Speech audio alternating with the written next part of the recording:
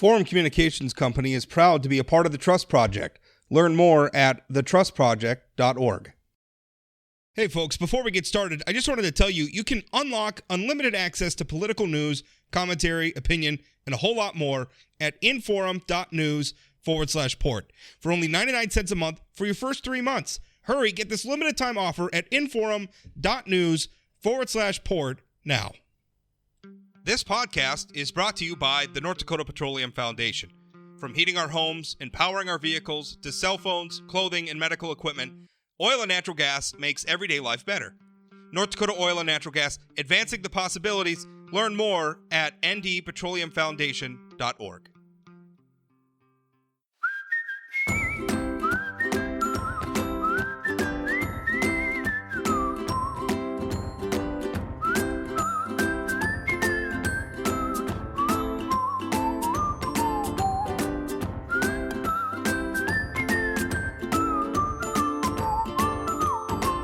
Welcome to Plain Talk, and there were some pretty key primaries nationally that we're going to talk about right off the bat, and then later in the show we'll get into some more local North Dakota type stuff. Joining me as he always does on Wednesdays is my co-host Chad Oban, and also Matt Lewis, who is got just a laundry list of resume achievements. He's a senior columnist for the Daily Beast. His works appeared in the Wall Street Journal and GQ and the Washington Post.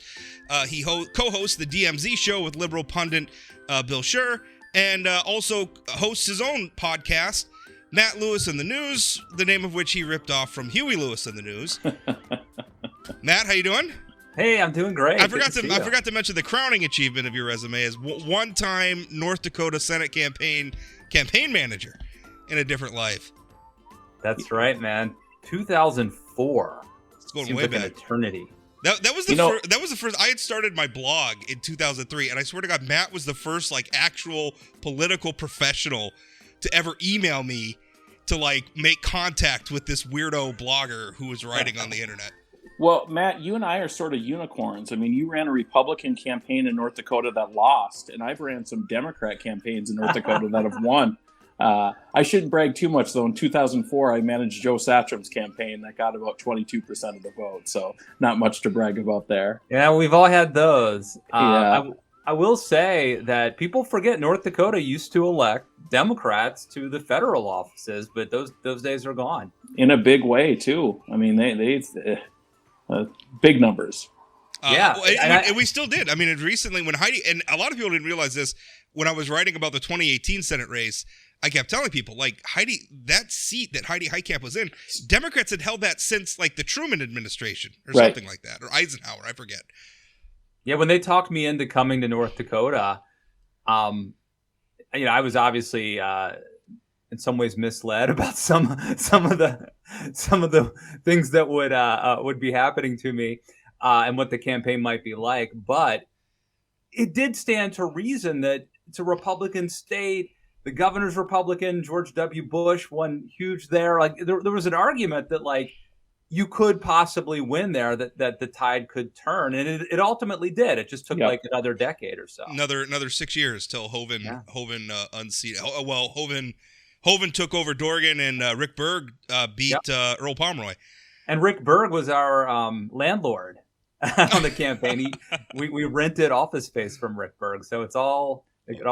Such a small place. Such a small place. So let's stop talking about midterm elections from a decade ago and start talking about what happened last night. I think everybody was watching this to see, this is the litmus test for Trump's post-presidency power, and it seemed like a bit of a mixed bag. I don't know that there's a lot of strong conclusions. I mean, he didn't do bad.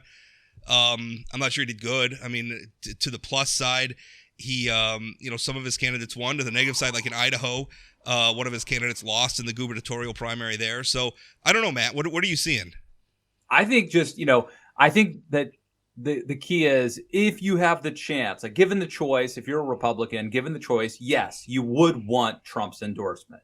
I mean, I think it clearly helps you, but is it impossible to win without it? No, it is not. And we're seeing that in Pennsylvania, where it's going to probably come down to the mail-in votes, which suddenly are good. If you're on, it's certainly how ironic is that? Trump supporters on the seat of really hoping they get that mail-in vote. So in Pennsylvania, obviously, I think that Trump's endorsement definitely helped Dr. Oz, but we don't yet know if it helped him enough to make him the nominee. And obviously, Madison Cawthorn is somebody who was at least supported by Donald Trump in North Carolina, who was defeated. He's an incumbent who was defeated. There's a lot of reasons for that we could get into. It was a very weird situation, but the bottom line is that Trump helps you, but he's not a kingmaker. You know, he doesn't have the Midas touch. He cannot just ordain you to be the nominee. It doesn't work that way. He doesn't have that power.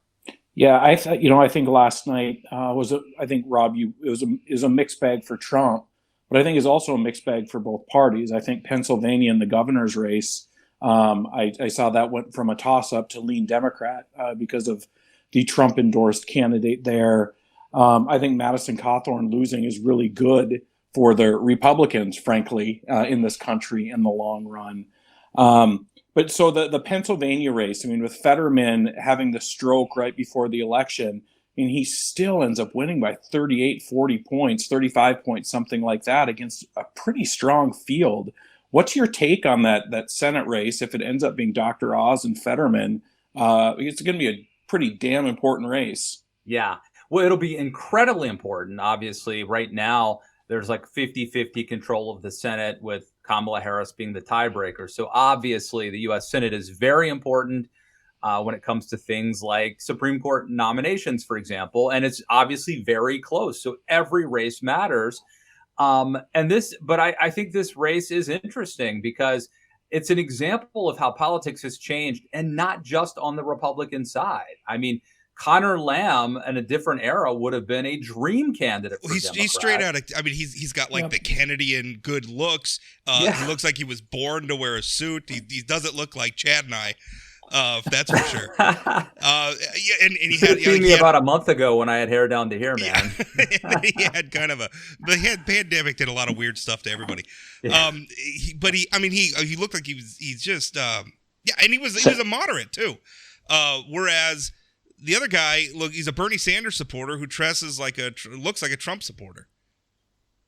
Yeah, I think that what we're seeing is that both parties are getting more populist, less buttoned down, in a way more extreme. I think the traditional left-right paradigm no longer fits.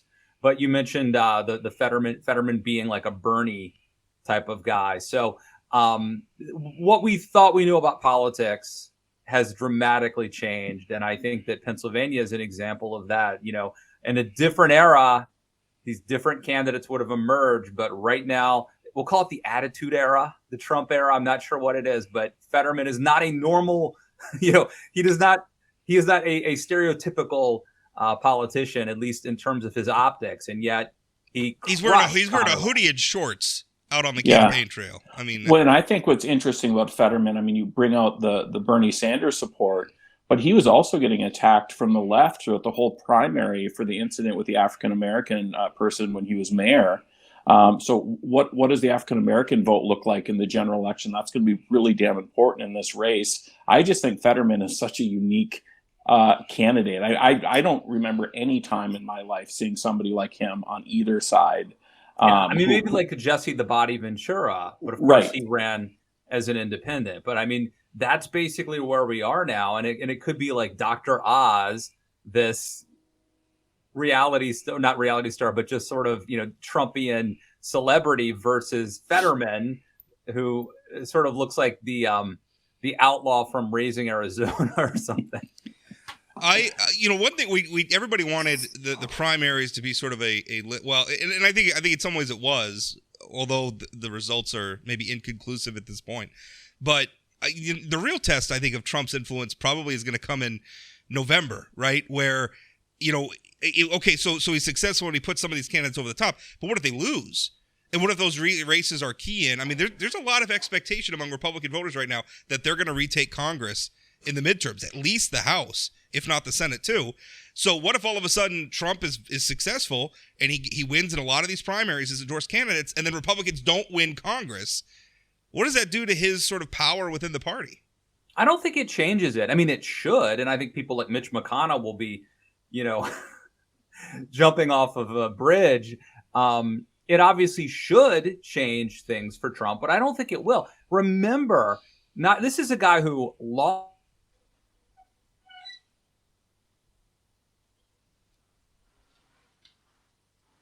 down to Georgia and basically sabotages 2 U.S. Senate races, and everybody loves him on the Republican side, and everybody wants his endorsement. And so if Donald Trump, gets people nominated and they go on to lose, it will not be Donald Trump's fault. Other people will be to blame for it. So I don't think it would cost him anything, even though it should. Well, in one of the races, Rob, you mentioned at the beginning, the Idaho governor's race was one that I was really paying attention to because Brad Little, the incumbent governor, has been so strong on public education. And it reminded me more of the North Dakota situation, frankly, where you have this sort of traditional Republican governor getting challenged by the lieutenant governor from sort of the Trumpian wing of things. And Little did exceptionally well. I would think in a small state like that, I got to believe Trump is exceptionally popular. I've seen the poll numbers in North Dakota. He's exceptionally popular here. Why was Brad Little different than maybe we've seen some other places where he's been able to win? Yeah, no, I don't know much about that race specifically, but I would just go back and say that Trump can be wildly popular in your area, and he still doesn't necessarily have the ability to transfer that popularity. So, like, I could imagine, like, in North Dakota, for example, I mean, someone might be like, oh, yeah, I love Donald Trump's awesome. And it's like, well, what about Earl Pomeroy? Oh, Pomeroy's a good guy, though. It's like it doesn't, like, they're hearing Trump say, I want you to vote for this guy. And they're going like, I love Donald Trump and I'll vote for Donald Trump 7 times, but I'm voting for this other guy too that I like because I have a personal. So I think, a personal relationship is very important. We saw this happen in the state rep who beat Madison Cawthorn.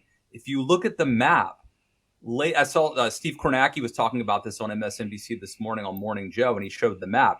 So, Cawthorn early on looked like he was going to lose big. And then as the rural counties started reporting I guess it was in Western North Carolina, Madison Cawthorn started quickly making up the gap, and he was narrowing the gap. And then the district that this state rep who beat him represented came in, and that was the reason that Cawthorn lost. Now here I'm sitting in West Virginia. We had a different situation happen last week where we had, because of redistricting, we had 2 Republican incumbents running against each other. And the guy who lost had represented something like 70% of the population, and he still lost, leading me to believe maybe he wasn't doing the constituent work, right? Like if you are someone's congressman or state rep, whatever, and they don't vote for you, again, they vote for someone else from a different district, that's not a good sign. So again, I just think the message is that Trump is wildly popular, but it isn't necessarily transferable. I think in North Dakota, like John Hoeven is the example where at the state convention where it was all about the convention delegates who showed up, Rick Becker, who was sort of the Trumpy guy, made and that's hard too because Trump ultimately did endorse Hoeven, and I think that was a little bit of Trump trying to pad his scorecard because I think everybody knew where that race was going ultimately. But the sort of anti-establishment people made a very, very strong showing at the convention, but everybody knew Hoeven was going to win in the June primary. Now Becker ultimately decided not to run, but that's because I think what you're talking about, Matt, that Hoeven had a very, very strong connection. And talking about Idaho for a minute, and North Dakota is a state where that really matters. It does. I mean, the social capital in North Dakota, I think, is greater than any other state in the country. People know, like when I was working for the candidate that I worked for in 2004, we were really doing our best to try to present, a message and an image. And we would go to parades and just meet random people. And we'd be like, hey, will you vote for our guy? And they'd be like, well, no, my brother-in-law met him and he thought he was kind of a jerk. So, it's like everybody met him. Like there was no mass wholesale campaign. It was like literally everybody knew you.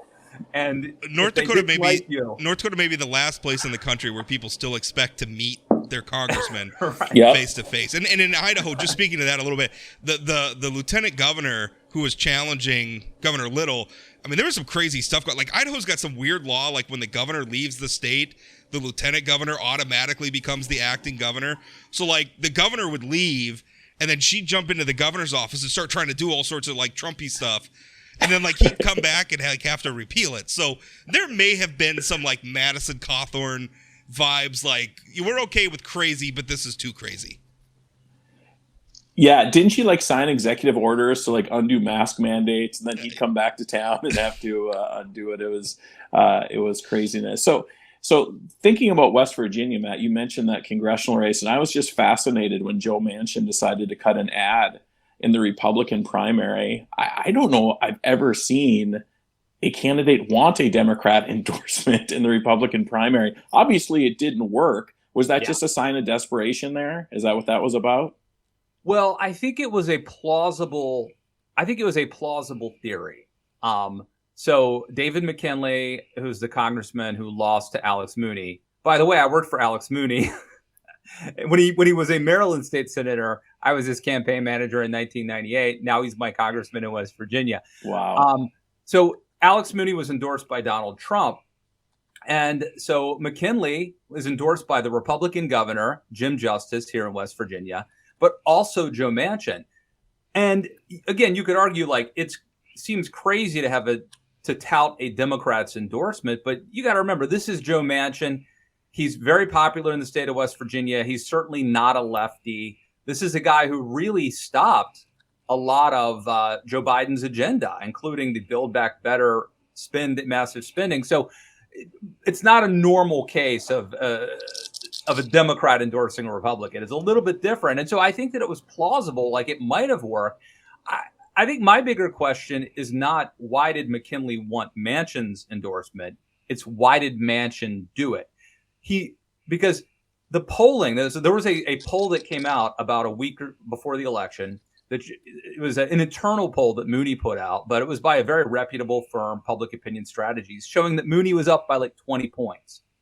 At the time, I was skeptical. Like, is this real? Is this not real? Well, it kind of was real, actually, because the race was a blowout.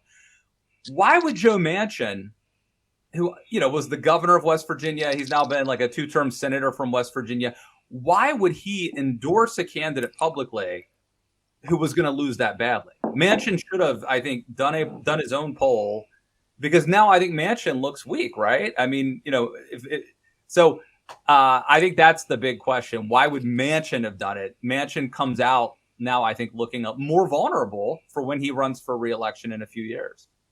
More vulnerable at a time where he just came through a period where he was roadblocking a lot of to the delight of Republicans, roadblocking a lot of things. Let's talk about Trump's role in all this. After I was Asa Hutchinson, governor of Arkansas, Republican governor of Arkansas, came out today and was talking about he was in the Wall Street Journal, or quoted in the Wall Street Journal, talking about how we need to move on from Donald Trump. And I sense that there's a feeling among a lot of Republicans that they'd like to move on with the sort of Trumpist populism, maybe some of the themes and the policies, but without Trump, who tends to be obviously such a wild card and such a variable and very. Do you sense that as well, that there's just a lot of desire to let's move on with Trumpism, but not Trump? Oh yeah, definitely. That's certainly the case among I would say the majority of like elected officials and party insiders. I mean, nobody thinks we're going to go back to the John McCain, Mitt Romney model. But I think that there could be some sort of a hybrid approach, and it could look like Ron DeSantis, who, I've got some issues with the guy, but he is at least fighting the culture war and winning the culture war in Florida. He's putting points on the board in Florida. Now that's Florida. It's not America, but still, he's actually getting things done. Trump talked about taking on the left or whatever, battling whoever.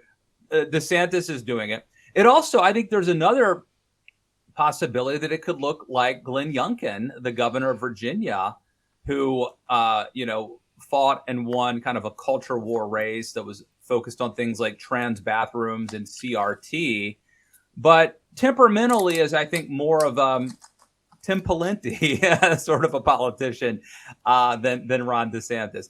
Either way, in my opinion, that would be a better Republican. The Republican Party would be better off moving on from Trump. So how do the mechanics work for that, right? Because you're still going to have Trump out there, even if he doesn't run in 2024. Anybody who wants to be the nominee is going to have to go and kiss the ring and continue to kiss the ring throughout the whole campaign, because you never know when the former president's going to turn on you. I just don't know mechanically how they move past Trump, because Trump is never going to get out of the way. Even if he's not running, he still wants to be the kingmaker. How does that happen? No, I think you're right, and it's a huge conundrum. I think what can happen is over time, people can move past Donald Trump. Americans are fickle. They get bored. Trump is old. I do think there's a scenario where, let's say, a Ron DeSantis sucks up to Trump, just like he did when he ran for governor. He had to run this really embarrassing ad in the Republican primary in Florida. Sucks up to Trump. But if you win, if you become president, over time, Trump fades into the background, and you are you're younger, you're relevant, and DeSantis is tough. And so I think that over time, it's, the analogy I would use is Sarah Palin. In 2008, 2009, Sarah Palin was a dominant figure in American politics and also certainly in Republican politics. But once she left, quit becoming governor of Alaska and didn't run for re-election, or didn't run for president, she started to become less and less relevant.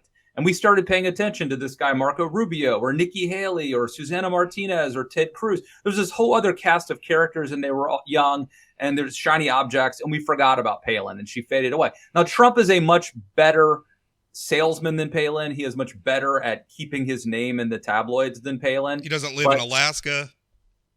He doesn't live in Alaska.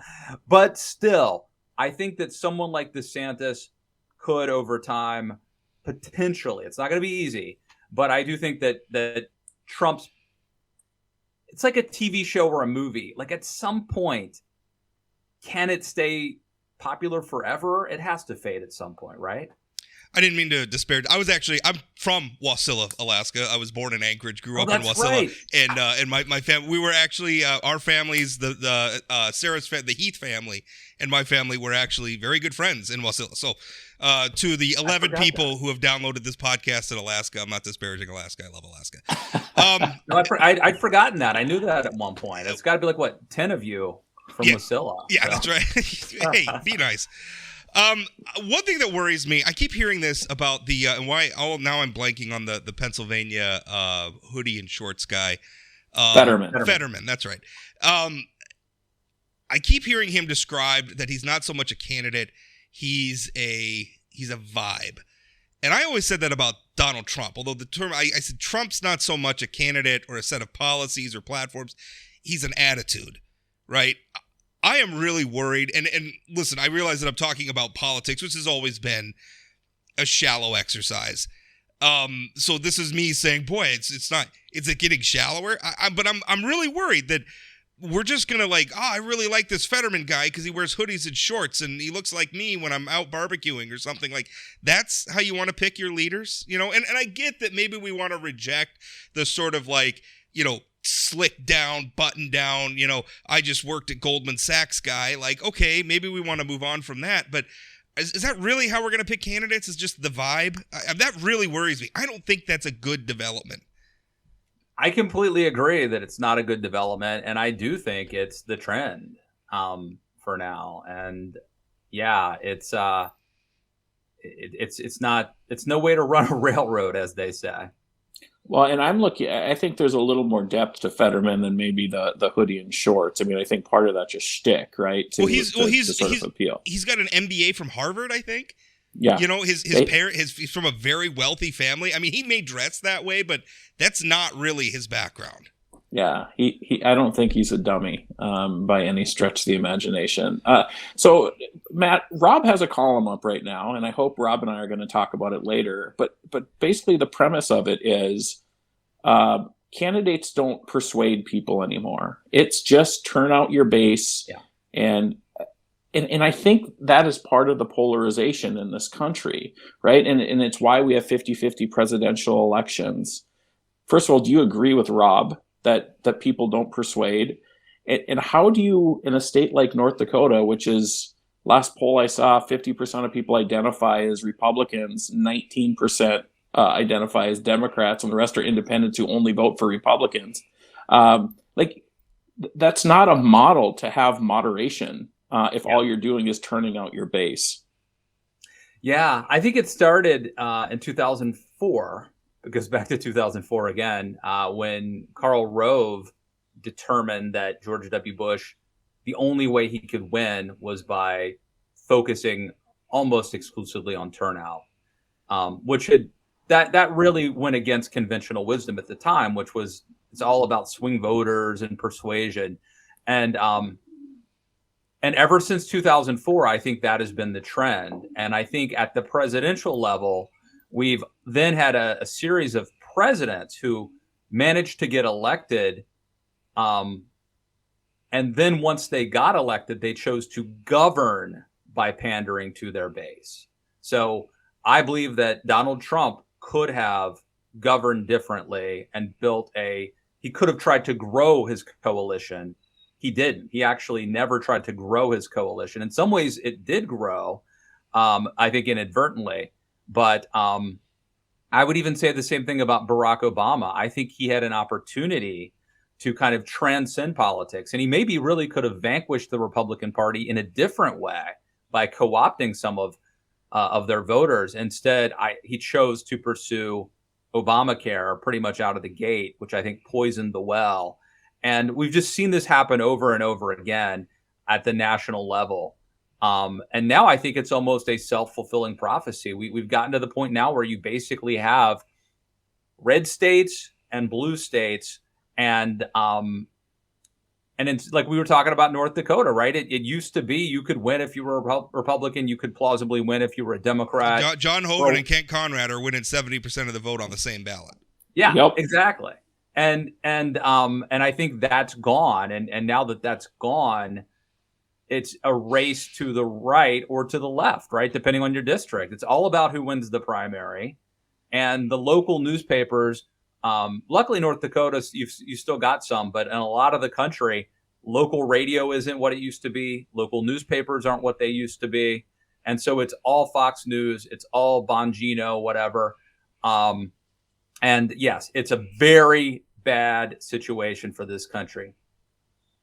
Yeah, and I'm lucky enough to work for one of those the family-owned Fargo-based newspaper companies that are still keeping it alive. But you know, it seems like every few months we get the news of a weekly, you know, in rural North Dakota that's dying, and every time that happens, I think, well, who's covering the school board, right? Nobody's driving out from Minot or from Dickinson or Williston or whatever to try to cover some rural school board. So who's paying it? Is it all just Facebook now? I don't know. It's a tough place to be. Well, Matt, I appreciate your time today. Let's do a little prediction. I know we're way out, and there's still a lot of primaries to go. But general election. I mean, if Trump is successful in getting a lot of his candidates over the top in the primaries, are they going to win in November? Yeah, I think if you're betting, you have to bet on Republicans. I would bet on Republicans to take the House and the Senate. And I don't think it's necessarily because of anything that they're doing that's great. I just think it's a combination of factors, including inflation's terrible. Joe Biden and inflation and gas prices and history. And also it's just a Republican year, right? I mean, if one guy wins the presidency. 2 years later, he has a horrible midterm. So like everything tells me it's a Republican year. And, the asterisk would be the Buffalo shooting and the Roe versus Wade potential repeal. I still don't think it's going to overcome the environment, which I think is totally pro-Republican. Some of the issue polling that I've been seeing, like I saw inflation, economy, that stuff's at the top, like in like Republicans, Democrats, everybody's concerned about it.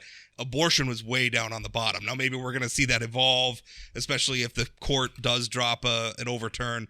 I just don't know that abortion is going to be what Democrats can ride to victory, but we'll see. Yeah, Rob, I agree with that 100%. That, I think Democrats were asleep at the switch at the beginning of this inflation thing and didn't react strongly enough and accept the reality of inflation. And I think it's hurting them now. You're less concerned about social issues when you can't afford to pay for your food. All right, I was going to go off with a snappy Huey Lewis on the News pun to make fun of Matt, but now I can't come up with one. He wants a new drug or something. I don't know. It's hip to be square. Hip to be square. Love. There he is. Doing it all for my baby. Well, you really are a Huey Lewis on the News fan. I am. All right, Matt, thank you so much for your time. Appreciate it. Come back to North Dakota again someday. I'd love Thanks, Matt. to. All right, just finished up with Matt Lewis talking about the midterms and all that stuff. Let's come back to North Dakota. Now, actually, Chad, during that interview, you mentioned my print column that I have up today, and essentially, I mean, what I'm arguing is, I mean, it's right in the headline. You still have to persuade people. And I think we've lost sight of that in politics. It's become this zero-sum game where I'm going to do my best to find all the people who already agree with me and get them to the polls, while maybe simultaneously deploying some dirty tricks to keep the people who don't agree with me away from the polls. That's become politics. We're not debating issues or candidates or philosophy or anything anymore. It's just that. And it bothers me. And I think it's part of the polarization of the country. And I think Matt bringing up 2004 and sort of that's when he saw it change. I've seen it more in the last, decade or so, where it works if it's a 50-50 state, maybe, right? But if you're in a place like North Dakota or a place like California for Republicans or whatever, if you're just singing to the base, it doesn't work. And it's hard work to persuade people right now. So I think the fundamental question is it that candidates aren't persuading, or is it that there's nobody who's persuadable, that we're so in our camp that it doesn't matter? We're not willing to, listen to facts and step out of our camp. I don't know which one it is. I'm not sure it has to be one or the other. I mean, I think it's probably both. I think it's probably both. And I mean, that's an argument that I make a lot, is we complain about the dysfunction in politics, and we complain, it's terrible and it's dominated by all these people and everything. I think we forget that a lot of times it's a bottom-up problem too, right? Like, voters have to be open to voting for Democrat. Now, I'm a conservative, I'm a Republican, and I remind myself all the time, listen to the Democrats. Try to find something in there to like, because I mean, and I gotta tell you, it's like eating my broccoli, right? I know I got to do it, but it's not a natural inclination. I feel like I need to do it to be a healthy participant in the democratic process, and I'm not sure I'm always all that successful at it either. I'm not like putting myself up on a pedestal. It's hard to do. I get it, but we got to do it, because this route that we're going, where everybody's just preaching to the choir, is not going to hurt. Now, my column was in context of Democratic NPL Senate candidate Katrina Christensen. She's been kind of coming after me on some of the abortion stuff on Twitter, and I mean, really just tweet after tweet after tweet kind of coming, and that's fine. I mean, that doesn't bother me. People react to my writing. I'm glad she's reading. We could certainly have the debate, I guess, that she wants to have, but I'm just thinking, you're a U.S. Senate candidate, and you seem to be spending all your time on Twitter. You raised $9,000 according to your April quarterly. If you want to win, right? And I heard her speech at the state convention. She's going to make John Hoeven hear her footsteps and everything. If you want to do that, you have to raise money, and you have to travel the state, and you got to talk to people and not spend your time on Twitter, going after a conservative columnist. And again, I welcome her readership, and I'm glad she's mentioning me. That's not bad for me. But boy, if you want to win an election, that's not the way to do it. It's a tough needle to thread, I think, in these uphill races for a Democrat running in a red state or a Republican running in a blue state, right? Because you have to keep the base happy. mean, the reality in North Dakota, the problem is the base is too small, but they're still vocal. They're still the people who give money. They're still those kind of folks. So it's finding that balance between I have to, persuade people in Western North Dakota that I'm a Democrat who you can trust, who isn't this sort of caricature of what a DC Democrat is, while at the same time trying to keep your base happy. It's a tough needle to thread for any candidate. And the other thing that I would just say is, as a candidate, you always need to make sure you're not punching down. No offense to you, Rob. I'm not on the ballot. I understand what you're saying. And I think that's the point. And I'm not going to begrudge Katrina too much because I'm sure she's very passionate about this issue. And sure, I disagreed with your column too, Rob. But I think trying to keep that base happy while doing all the other things that you have to win. Also, from her perspective, it's an uphill battle. She has a megaphone right now where people are paying attention to what she has to say. Maybe she takes advantage of this time to get her opinion out there that maybe won't persuade people, but maybe just gets a different point of view out there. I just know she's in a tough spot. I get it. I'm not trying to rain on her parade or anything. To me, it struck something like this seems like a micro. I mean, let's take this same argument and talk about it. We were talking about Joe Manchin with Matt. He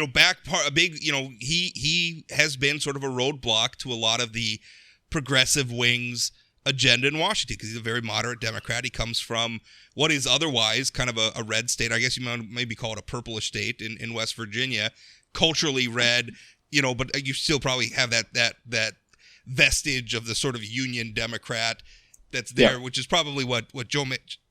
I'm not that familiar with West Virginia politics, but anyway, that's my take on it from North Dakota.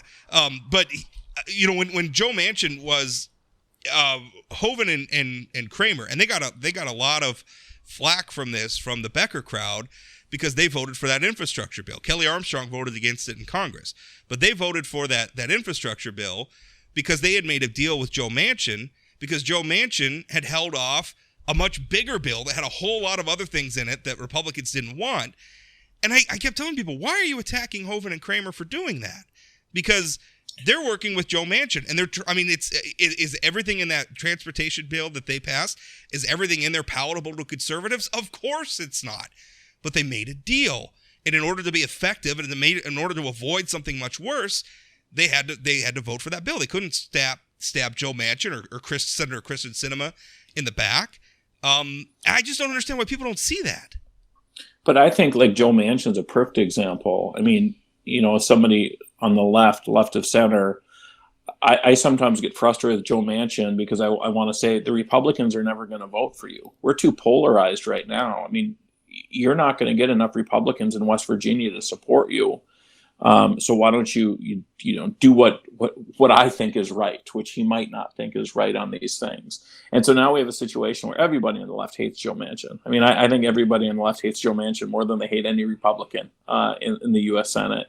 And so what does that mean when he's up for re-election in 2 years or 4 years if the base, and maybe the base nationally is different than the Democrat base in West Virginia? I would argue that it probably is. Whether or not that's enough to save Manchin, I don't know. Yeah, and that's just it, because there is some of the national base that will be living in West Virginia. I mean, the reality is there's liberals everywhere. It's just the number of liberals. So, but I think your overall point of the column of that we don't try to persuade people anymore, that instead it's just rile up your base, get your base out to vote, and you win the election, is something that both sides do all over the country, and it's not a good way for a minority party to run and win in a state like North Dakota. Let's switch gears and talk about, we've been talking about these primaries nationally here in North Dakota. I mean, a product of what we're talking about. In a lot of ways, our election is over in June because there's, especially a lot of these districts, there might be like 5 candidates for 2 House seats in the state legislature, and there aren't any Democratic candidates at all. So I mean, there's not really going to be a lot of, I think, truly competitive legislative races come November. Yeah, I've done some looking at, I think on June 15th, we're going to know something like 42 of the 47 senators, either because the races aren't competitive or there's not an opponent. But the Republican primaries are very competitive. There's a lot of races out there. Now, I went through and I did a column and I kind of looked at them, and I didn't drill down to every single competitive race. I think, what did I count here? I got to go back and look at my notes. Let's see, 1, 2, 3, 4, 5, 6, 7, 8, 9, 10, 11, 12, 13, 14, 15 legislative districts where I think you have really competitive Republican primaries that are worth watching. Big ones are like 8, where you have Jeff Magrum, who's very much a member of the Bastiat caucus. He's now running. He got redistricted into 8. He's now running for the state Senate against another House incumbent, Dave Naring.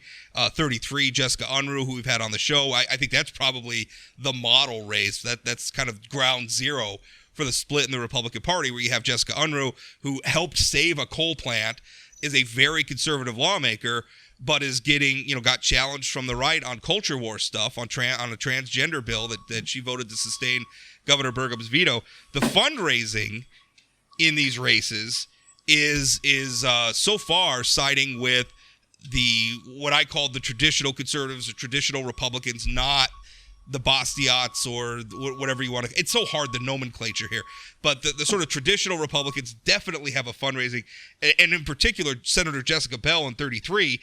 She raised over $118,000, which is an enormous take for a North Dakota legislative race. I guess the question is, does that translate into success? How do you feel now that you've seen some of these fundraising numbers? How are you feeling about these races? Yeah, I think the Jessica Bell fundraising report is one of the most impressive things I've ever seen a legislative candidate pull off. And not just because of the size of it, but I mean, the list of who the people are that are donating. And, I think you and I texted back and forth. One of my concerns is not a lot of donors from her district, but you pointed out her opponent didn't have a lot of donors from her district. He had a donation. It looked like, in fact, like 50%. He raised $12,954. I think like 8,000 of it was a donation from himself, and it looked like a relative. And then he had just 2 or 3 other individuals who donated. So he's not exactly raking it in from the district either. Yeah, and one of the other races that I obviously am following pretty closely is the District 35 Senate race where I'm sitting as we speak, and it's a seat that was opened up when my wife got a different job. Sean Cleary, who lost the nomination at the convention to Ryan Eckroth. I hate to analyze yard signs too much, but it is a yard sign fight between those guys. And there's some neighborhoods where I swear every house has an Eckroth sign. But I'm not sure if those are people who are voting for Eckroth who are just North Dakota nice, who are like, I'll put a sign up. But I thought those fundraising reports were really interesting. I mean, Ryan Eckroth, who's been in the news quite a bit lately for his financial issues, his biggest donation was from Kevin Kramer, $2,500 from Kevin Kramer's leadership PAC. Sean Cleary's report was a lot of who's who within Republican establishment in the district and outside of the district, including John Hoeven and Jim Poolman and a lot of those folks. And Sean raised a lot of money for a primary, not Jessica Bell money, but a lot of money for a primary. Almost $44,000, which I think, you start looking like Bob Erbely in District 28. He raised about over 34,000, compared to Sebastian Ertelt, who's kind of the Bastiat challenger. He raised just over 3,000. Ryan Eckroth at District 35, who's up against Sean Cleary, he raised just over 11,000. Now, I'm citing these numbers. These are for a couple days ago. There may have been some 48-hour reports or something that I haven't picked up on, but those are basically the ballpark numbers. So, I mean, based on that, and by the way, we're starting to get the news now that, obviously Governor Burgum has put a bunch of money into his multi-candidate leadership PAC. I don't know what you call it, but, these dollar numbers, these are donations directly to the candidates. What the governor does, he doesn't give money to the candidates. He does what's called independent spending. The candidates don't really have any control over that. Burgum, although I'm certain that they probably talk with Governor Burgum. I don't know. But yeah. I mean, Governor Burgum, he's independent spending, and he's going to support the candidates he likes and oppose the candidates he doesn't like. But, that's a factor too. But the dollar figures that I'm quoting don't include any of that. Well, I think it's interesting. We haven't seen broadcast television that I've seen yet from any of the candidates in terms of buying. I mean, obviously, mailboxes are getting filled up. There's been some radio. There's been some radio, I'm told. Okay. But the blizzard hasn't really started yet. Yeah. And I got some mail yesterday in District 35 for the GOP primary. Yeah. Good looking pieces. But I think that'll be interesting. I mean, spending $118,000 in a primary in a matter of a month is a lot of money to spend if you're not on broadcast television, which is the most expensive thing. But I think you bringing up Burgum, I mean, he's already $1 million in or close to $1 million into his multi-candidate committee. I say that with a little bit of a smirk because I don't think it's a multi-candidate committee. I think it's a PAC. But it's registered as a multi-candidate committee because multi-candidate committees don't have to report expenditures. I think the legislature tried to change the law last time to be more transparent. I think they should change that law to be more transparent. As a member of the news media, I agree with you. And the dynamics of that were kind of funny as well. Jeff Magrum, who's one of the Basiak guys, and they're all, I think probably one of the, if there's a unifying principle to the Basiats, it's hating Doug Burgum. He tried to pass a bill that would have made it illegal for governors to make contributions, political contributions, which has all sorts of First Amendment issues. You don't stop being a citizen and a participant in democracy just because you were elected governor. Doug Burgum, whether he's governor or not, can spend his money as he wants. I agree with you. And although I thought it was funny, for all the carping we heard from lawmakers about Governor Burgum violating the separation of powers and dipping down into all these races, didn't do anything to put a spotlight on additional spending. They killed that bill. They should have passed it. And by the way, I don't understand why every single committee, whether it's a candidate committee, can't report weekly. Yeah. Every penny raised and every penny spent. Just knock it off. It's not that hard. We live in the digital era. This can be done. We just apparently lack the political will to do it. Well, and I want to be clear. I have no problem Doug Burgum spending money on these I just think it should be transparent. And frankly, I think when a leader of a party has an agenda, it makes sense for him to try to get members of his party to support his agenda. Sure. Right? I mean, when you go to the legislature, his issue isn't with Democrats. I mean, his issue is with the far right. I mean, Democrats are usually in line with most of his agenda. I know it's a small caucus. Don't give me that, like, head tilt move. But I'm just saying, let's not paint Doug Burgum. Doug Burgum's been a more conservative governor than I expected him to be. Oh, I agree 100%. I know a bunch of Democrats that voted in that primary against Wayne Stenjum who are now like, what did I vote for? What did I help start here? But I think Burgum spending this money, go for it. It should be transparent, and he needs to win. In a way, he is being more transparent. Every governor since statehood has tried to put their finger on the scale, and I don't mean that like in a bad way, has tried to influence the process to get the lawmakers they want. Every single governor since statehood. The only difference is that Doug Burgum has done it more overtly than any other in the past. And in that way, you could kind of argue that he's being transparent, but he should still have to report his expenditures. Yeah, I mean, I don't remember any governors spending $1 million or $3.5 million of their own money. No, they exerted the influence in other ways, showing up for a certain candidate at an event. I mean, that stuff matters, and it puts people... Are we at all concerned that all of Burgum's spending is going to pour some fuel on the fire of inflation in our state? Are we worried about that?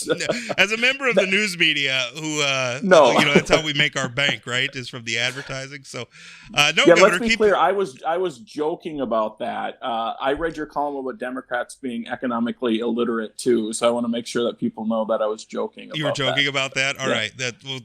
Just to be clear. The media industry is being stimulated. So that's very wonderful. I think we all love that. And by the way, I have no idea how much money we get. I'm going to have conspiracy theorists now saying that I'm bought off or something. I don't handle our advertising at all. I have no idea how much our company makes from this stuff.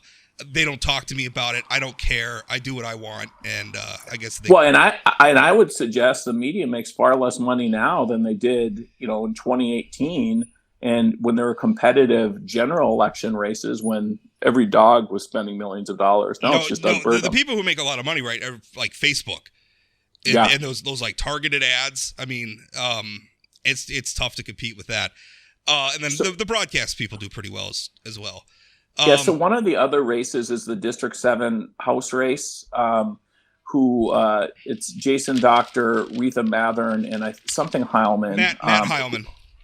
Yeah, and what were those fundraising numbers? I was actually surprised at how small they were. Jason Doctor's a lot. Now, Michelle Axman's running for the Senate. She's unopposed in the primary. She raised about $4,525. Not surprising. She doesn't really have an opponent. Jason Doctor raised $4,400. Now, he's a long-time incumbent. That's not a lot of money. Retha Mathern's the newcomer. And Rick, by the way, this was Rick Becker, founder of the Bastiat Caucus. This is his district.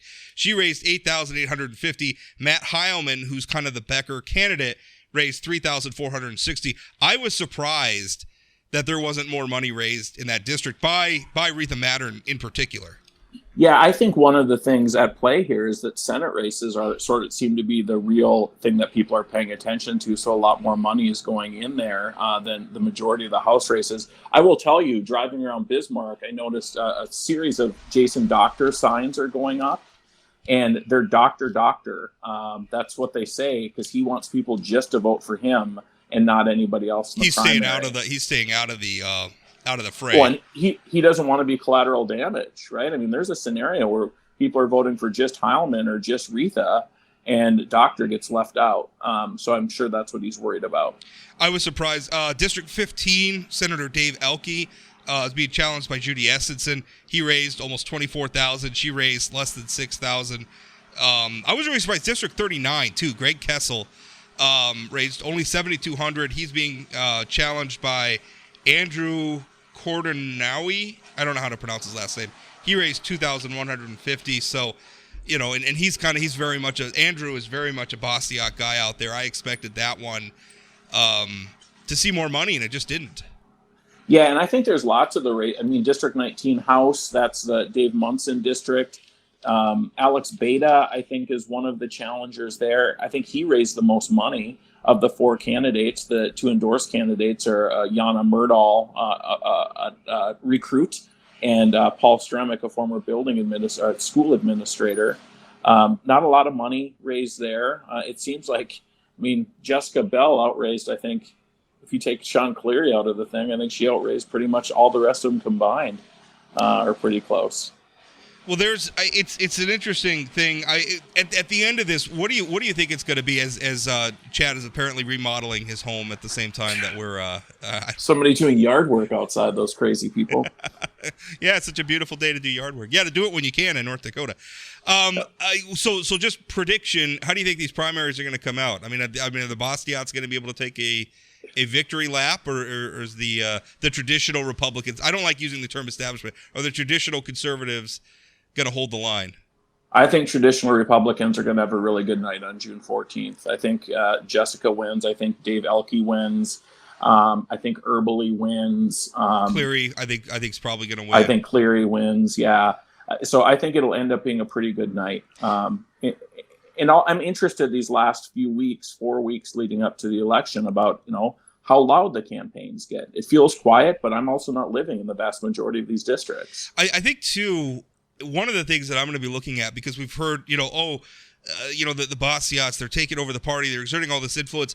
A lot of that comes from their success in district conventions. And listen, that matters. They showed up, they did good, they organized, they had a lot of success there. But I think the problem is that ballot politics, right, is a much, much different thing than getting a couple of dozen people to show up at a convention.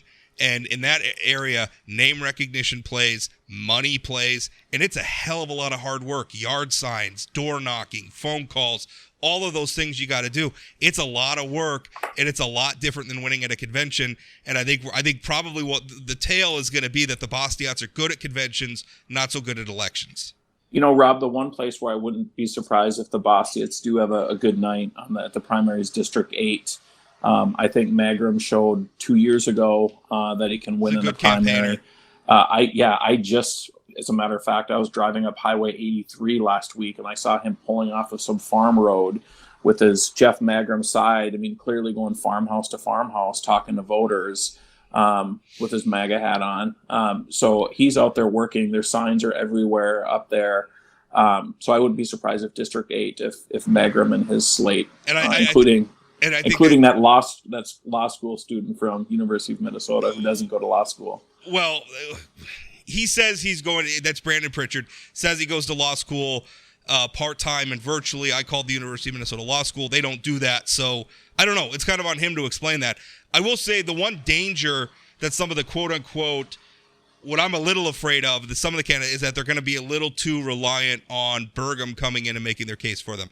They still have to get out. And I think that's the danger. Some of these candidates saying, well, the governor's going to come in and pour, $100,000 into my district and just shout down the other people and I'll win, and so I don't have to do anything. That's, boy, if you're relying on that, which is also the argument that the governor's money might matter less than you think. You still got to get out there.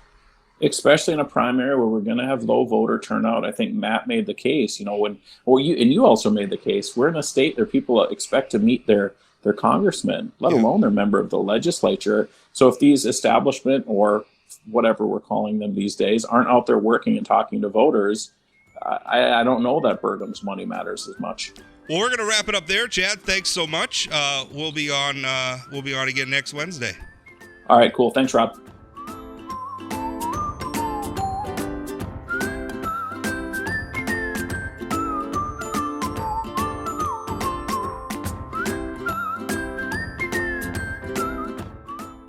Want more political news like this? Visit inforum.news/port to get 3 months of unlimited access to our news network for only 99 cents a month. Don't wait. Get this limited time offer at inforum.news/port now.